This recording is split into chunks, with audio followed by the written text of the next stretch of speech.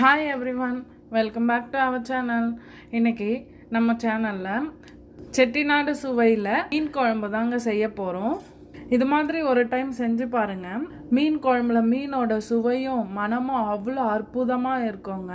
நான் வந்து பேம்பனோ ஃபிஷ்ஷு தாங்க எடுத்துருக்கிறேன். இது வந்து ஒரு 3/4 kg இருக்கும். ஒரு 7 டைமு மஞ்சள் போட்டு நல்லா வாஷ் பண்ணி வச்சுருக்காங்க.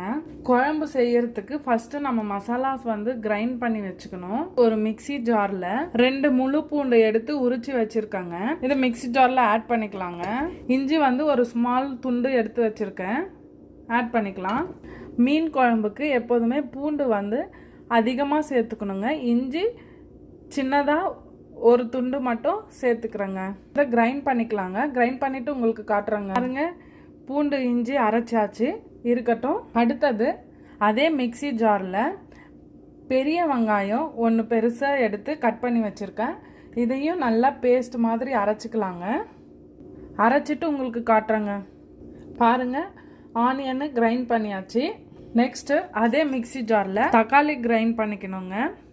நல்லா மீடியம் சைஸ் தக்காளி 2.5 தக்காளி எடுத்து கட் பண்ணி வச்சுருக்கேன். இப்போ சேர்த்துக்கலாம். தக்காளி வந்து நல்லா பேஸ்ட் மாதிரி அரையக்கூடாது, 1-2 அரைச்சி வச்சுக்கலாங்க. அரைச்சிட்டு உங்களுக்கு காட்டுறேங்க. பாருங்கள், இந்த மாதிரி தான் தக்காளி அரைச்சிக்கணும். இருக்கட்டும். சின்ன வெங்காயம் ஒரு 25 எடுத்து உரித்து வாஷ் பண்ணி வச்சுருக்கேங்க. புளி பெரிய நெல்லிக்காய் சைஸ் எடுத்து ஊற வச்சு கரைச்சி வச்சுருக்கேங்க. வாங்க இப்போ சுவையாக மணக்க மீன் குழம்பு ரெடி பண்ணிடலாம். பாருங்கள், இப்போ ஃப்ளேம் ஆன் பண்ணி ஒரு பேன் வச்சுருக்கேன். உங்ககிட்ட மண் சட்டி இருந்தால் யூஸ் பண்ணிக்கோங்க. அப்போ வந்துட்டு மீன் குழம்பு வந்து நல்லா சுவையாக இருக்கும். பேன் ஹீட் ஆகிடுச்சு. மீன் குழம்புக்கு எப்போதுமே நல்லெண்ணெய் சேர்த்துக்கோங்க. சுவை வந்து ரொம்ப கூடுதலாக நல்லாயிருக்கும். 6 டேபிள் ஸ்பூன் நல்லெண்ணெய் ஆட் பண்ணிக்கோங்க. எண்ணெய் நல்லா ஹீட் ஆகிடுச்சு. இப்போது 1 ஸ்பூன் ஜீரகம் ஆட் பண்ணிக்கலாம். 1 ஸ்பூன் முழு மிளகு ஆட் பண்ணிக்கலாங்க. 1/4 ஸ்பூன் வெந்தயம் ஆட் பண்ணிக்கோங்க. பாருங்கள், இப்போ மிளகு ஜீரகம்லாம் நல்லா வெடிக்குது. இந்த ஸ்டேஜில் சின்ன வெங்காயம் ஆட் பண்ணிக்கோங்க. பச்சை மிளகாய் 6 சேர்த்துக்கோங்க. வெங்காயம் நல்லா சாட்டை ஆகட்டுங்க. இப்போ கொஞ்சம் கருவேப்பிலை சேர்த்துக்கோங்க. பாருங்கள், வெங்காயம் வந்து நல்லா ப்ரௌன் கலர் சேஞ்ச் ஆகிடுச்சு. இந்த ஸ்டேஜில் நம்ம அரைச்சி வச்சுருந்த இஞ்சி பூண்டு விழுது ஆட் பண்ணிக்கோங்க. இஞ்சி பூண்டு விழுதோடைய ரா ஸ்மெல் போகிற வரையும் நல்லா சாட்டை பண்ணுங்கள். பாருங்கள், இஞ்சி பூண்டு விழுதெல்லாம் நல்லா சாட்டை ஆகிடுச்சு. இப்போ அரைச்சி வச்ச ஆனியன் சேர்த்துக்கோங்க.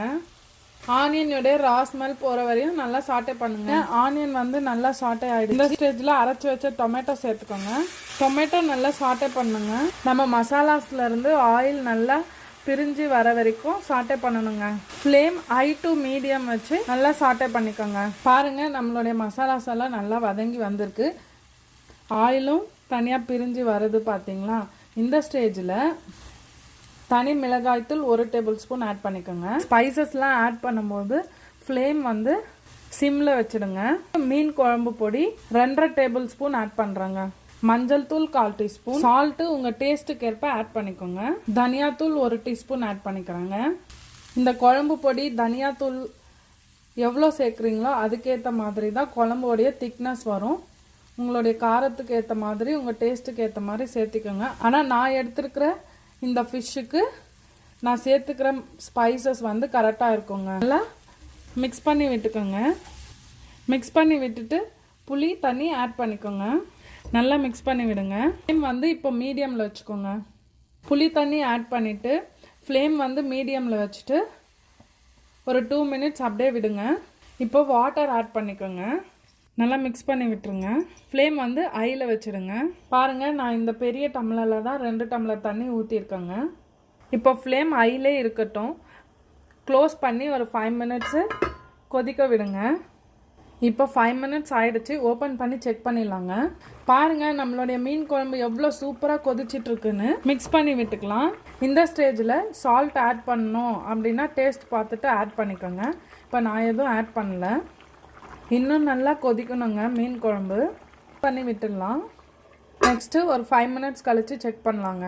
அடுத்து 5 மினிட்ஸ் ஆகிடுச்சு. ஓப்பன் பண்ணி செக் பண்ணிடலாங்க. கொதிச்சிட்ருக்கு. இந்த ஸ்டேஜில் ஃப்ளேம் வந்து மீடியம் வச்சுட்டு ஆயிலெல்லாம் மேலே செப்ரேட்டாக பிரிஞ்சு வர வரையும் கொதிக்க விடலாங்க. க்ளோஸ் பண்ணிடலாம். இப்போ செக் பண்ணிடலாங்க. டன்டடா, எவ்வளோ சூப்பராக நம்மளுடைய மீன் குழம்பு நல்லா கொதிச்சு வந்திருக்கு. இப்போது மாங்காய் கட் பண்ணி வச்சுருக்கேங்க. இது வந்து நான் கொஞ்சம் லைட்டாக பழுத்துருக்கு, ஆட் பண்ணிட்டேன். மிக்ஸ் பண்ணி விட்டுக்கலாம். நெக்ஸ்ட்டு 1 ஸ்பூன் ஜீரகப்பொடி ஆட் பண்ணிக்கோங்க. நெக்ஸ்ட்டு மிளகுத்தூள் 1.5 டீஸ்பூன் ஆட் பண்ணிக்கோங்க. மிளகு சீரகம் தனித்தனியாக அரைச்சி பவுடர் பண்ணி வச்சுருக்கேங்க.